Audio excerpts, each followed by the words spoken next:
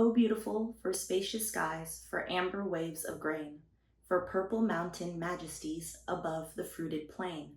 America, America, God shed his grace on thee, and crown thy good with brotherhood, from sea to shining sea. Welcome to Colonizer Exposed. I'm Stephanie, your host, and this is Colonizer Exposed USA. Coined by John L. Sullivan in 1845, manifest destiny manifested its way in nothing good. It basically was the idea that white Americans should inhabit all of North America because God told them it was their right. Manifest destiny was brought to fruition by President James K. Polk. He was a president from 1845 to 1849. Now, let's go back for a minute. Before 1845, when the term Manifest Destiny was actually written for the first time in a periodical, Manifest Destiny was a long-held sentiment of the recently freed, independent America. You know, they had to, of course, connect in their mind sea to shining sea. However, there was one small thing standing in their way, and that was the many nations of indigenous people that at the time inhabited all of North America and had inhabited North America for thousands of years before the colonizers decided to discover the continent. This desire to connect the land between the Atlantic Ocean and the Pacific Ocean led to the War of 1812, the Mexican-American War, and numerous skirmishes, a cultural genocide, an actual genocide, and lots of unnecessary murder, famine, and disease. Insert what is often taught in school for point one day, the Trail of Tears. Before we get into the next section, can we please address the sheer stupidity how in 1800, nearly 400 years after Christopher Columbus sailed the ocean blue, got lost, and incorrectly decided that he was in India, people still decided to call the indigenous nations of North America Indians, but decided the land decisively was America. Yes. Let's start with the Indian Removal Act, which was signed in May 1830 by President Andrew Jackson. President Jackson is also a notorious racist, as were most of the US presidents. Recent past and distant past. President Jackson sought to remove the native tribes, nation states of the Southeast United States, also the Northeast United States, basically everybody that was in the 13 colonies. However, the Southeast United States was made up of 5 nations that these newly minted Americans decided were somewhat civilized. So instead of just murdering them mercilessly and without cause, they decided to pretend to sign treaties with these people. It's important to note that these cultures and the nations that still remain are separate nations with separate cultures, separate languages, separate way of life. And just because the United States was daft, decided to lump all of them together. The main tribes of the Southeast that were forcibly removed during Trail of Tears were the Choctaw Nation, Chickasaw Nation, Creek Nation, Seminole Nation, and the Cherokee Nation. The Cherokee Nation was the largest indigenous population that was removed from their homes. This was all spurred by a fake alarm that there was gold in Georgia. As with America, everything is rooted back to money. So over 100,000 people were moved from their very fertile lands and agricultural ways of life in the East Coast to what is not that great west of the Mississippi, primarily Oklahoma, deserted areas over there, North Dakota, South Dakota. That is not originally where these people are from. Over 15,000 people died during the Trail of Tears from famine, from exposure to the elements. Many of the members of the Choctaw Nation actually died during their trek. The different nations were moved on different years. It was not all the same year throughout the 1830s as they separately negotiated with the US government. They were supposed to be paid $50,000 for selling their land. Since many of them died, they never received a red cent. The Cherokee Nation actually refused to leave their lands and sued the federal government in 2 landmark Supreme Court cases, which sadly but expectedly they lost. Nations of the Northeast, which were often ignored when discussing the Trail of Tears, were also removed in small batches of people. Many of them also died along the way. Erased from the history books is the Indian boarding school policy. This is something that is not taught in North American schools. In the least, while the Trail of Tears is taught for approximately one day, once a year out of an entire K through 12 education, boarding schools don't even get a paragraph. Then this was started by the Indian Civilization Act of 1819. Indian Civilization Act. Are y'all catching the theme of we need to civilize these people, similar to the Belgians and the Congolese, similar to this entire series?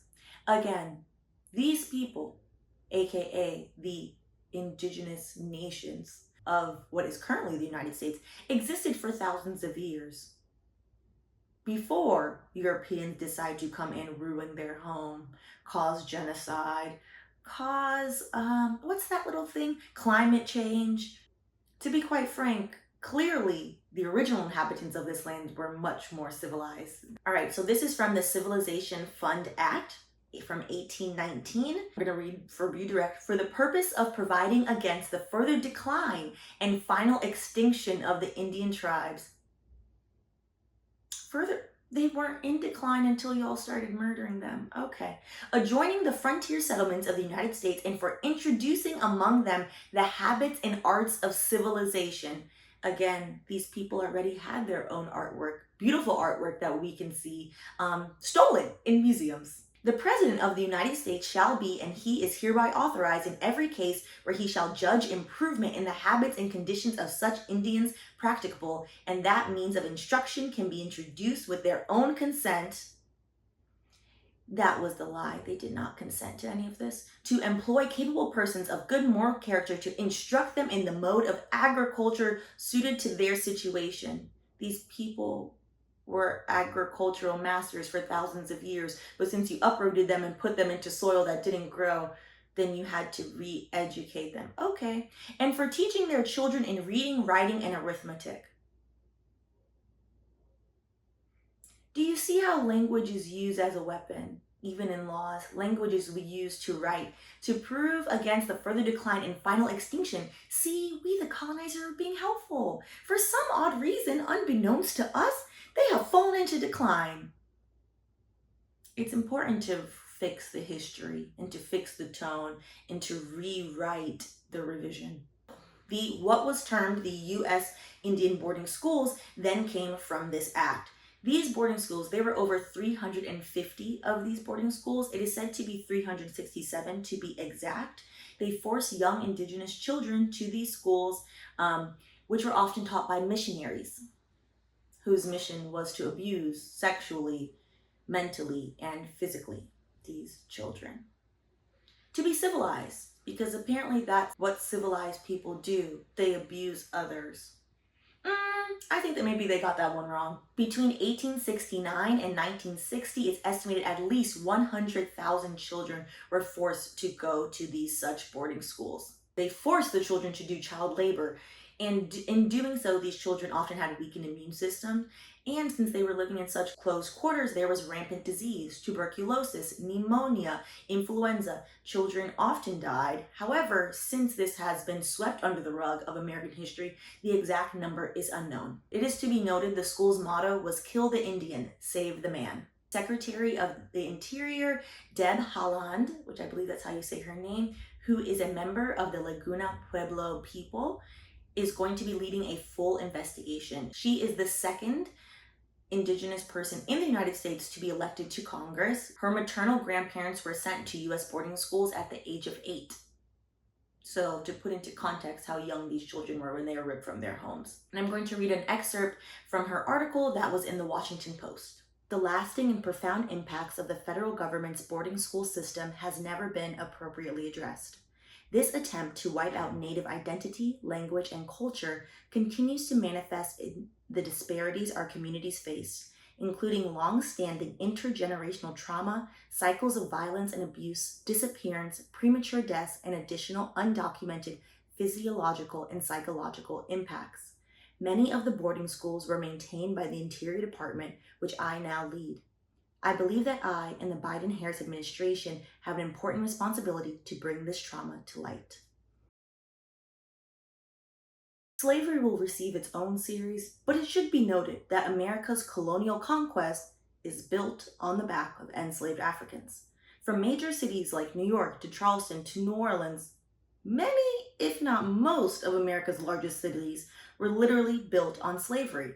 Not just plantations, as people have been taught in schools, but factories, the ports. And speaking of big cities, Lower Manhattan is literally an African burial ground. In 1991, 15,000 formerly enslaved and free Africans were dug up in a construction site in Lower Manhattan. If you're ever in New York City, I highly implore you to check out the African burial ground. It is a little known museum/memorial that I think should get a lot more attention. And it's not just large cities that have African burial grounds. Actually, most that are still in existence and in operation that were in existence during slavery have African burial grounds. Notably, when I was on a girls' trip to New Hampshire last year, I accidentally stumbled upon such African burial ground in, of all places, Portsmouth, New Hampshire. But let the history books and people tell you, slavery's only for the South. Keeping on this note, many everyday street corners, particularly in the South, are actually the former sites of auctions. People auctions, selling of enslaved people. Yet we drive by them like nothing happened. Yeah, America is quite literally built on slavery, which is why everyone should be for reparations for the descendants of enslaved Africans in this country. Everything labeled on this map as Spanish territory actually became independent Mexico in 1821. But remember, white Americans had this idea of connecting the land from sea to shining sea. So what was standing in their way? Independent Mexico. Which then led to the Mexican-American War and Mexico ceding New Mexico, Arizona, Texas, California, parts of Nevada, and all of those states. So the US did grant these people citizenship and their children citizenship, as they are now born in the US, and assumably their children's citizenship, until the Great Depression happened and white people needed jobs. So during the Great Depression, when no one had jobs as it was a depression, white Americans were prioritized and Mexicans were then repatriated, aka deported to Mexico.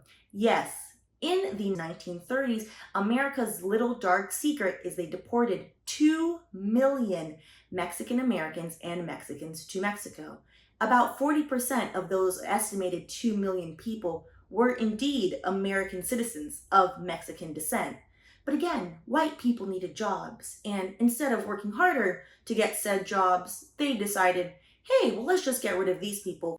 Are you seeing some current themes that are currently going on today? To be noted, during this time, and as stated by Chris Rock, which I find very interesting, told to him by his family and his grandmother through oral history, Black people also targeted by white Americans who would go into their homes, rape them, steal their food, and commit other atrocities. Yeah. In part 2, we'll cover America's global expansion and America's territories, aka colonies, and we'll cover the American military-industrial complex, specifically how America has about 800 military bases in over 70 countries. And although that number sounds large, it's nothing in comparison to America's actual impact, which is that there are hundreds of thousands of American military troops stationed in 150 countries across the world. Yeah, we're gonna need more wine.